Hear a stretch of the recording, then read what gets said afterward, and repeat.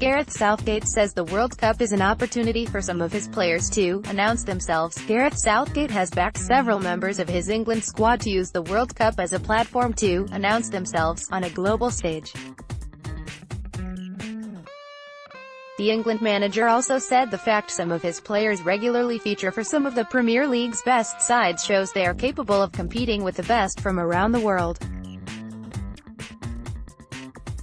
Southgate is taking an inexperienced squad to Russia for the World Cup next month, and he says the opportunity is there for one of his players to emulate Michael Owen's exploits in 1998.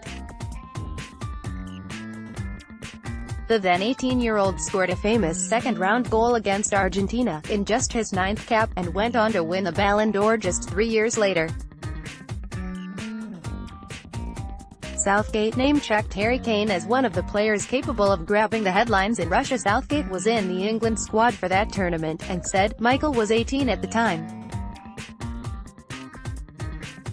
You perform in a World Cup and that announces you to the world. That's the beauty of playing in an England shirt. You have the chance to make history in games that really matter and that people will remember forever. There are so many possible players in this group that it could be that moment for, from John Stones and Harry Maguire, to Ruben Loftus-Cheek, to Dele Alli, to Raheem Sterling, Harry Kane, Marcus Rashford. There are any number of them that could announce themselves." Southgate also paid tribute to the likes of Mauricio Pochettino and Pep Guardiola for their commitment to developing English players, adding he always believed they were capable of competing with players from around the world. Michael Owen's goal against Argentina is one of the most famous in England's World Cup history. He explained, "When I came here I believed young English players could play in a certain style, and what was stopping them from being as good as players around the world. We are seeing that now with some of our youngsters going abroad to play. We are seeing that with Manchester City having a core of 4 English players most weeks in there.